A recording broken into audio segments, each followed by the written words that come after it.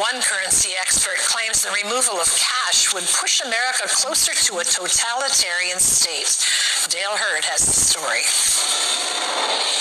Federal Reserve Chairman Jerome Powell told the House Financial Services Committee in March that the Fed had already begun testing a digital dollar. What we're doing is experimenting in kind of early stage experimentation. How would this work? Does it work? What's the best technology? What's the most efficient?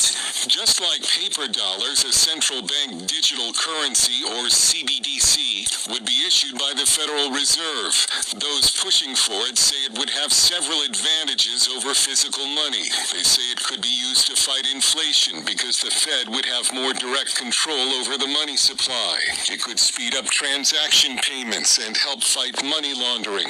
The ability to track transactions has a couple of elements that are very attractive to economic policymakers. One is to know where people are spending their money. Another is to track taxes and prevent evasion and that sort of thing. Backers say the U.S. needs a digital dollar if it wants to remain the world's reserve currency. Opponents warn that it could be a very effective instrument of government control.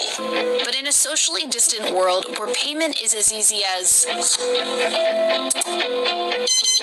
Does cash still hold the same value? Cash is still relevant, but cash is no longer king.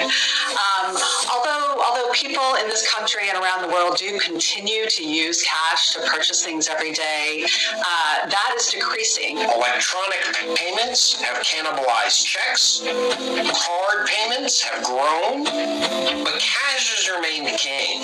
2/3 of transactions under $10 are done in cash. The Federal Reserve is considering a digital dollar. The implications for privacy and freedom are frightening. Hello, I'm Steve Forbes, and this is What's Ahead, where you get the insights you need to better navigate these turbulent times. Central banks around the world are examining whether they should create digital currencies. China is gradually enrolling one already. Japan may launch a digital yen by 2026. India is moving ahead in this front. The Federal Reserve is on the bandwagon here, where experiments and studies are already underway. Physical money has been called one of the last bastions of privacy. Laws like the Bank Secrecy Act have already stripped away most of the privacy from bank accounts and financial transactions. Banks have really a ton of power that people don't realize to shut down accounts, to freeze accounts, and to end up holding them for really any number of reasons. Currency expert James Rickards says a digital currency would move America closer to a totalitarian state. If I buy anything, the government doesn't know it. MasterCard kind of knows it, but even MasterCard uses product codes, so they don't say, Jim bought a Snickers. It says Jim bought miscellaneous merchandise at a retail place. So the government doesn't know what you're doing. But with this new central bank digital currency, they will, because they maintain the ledger.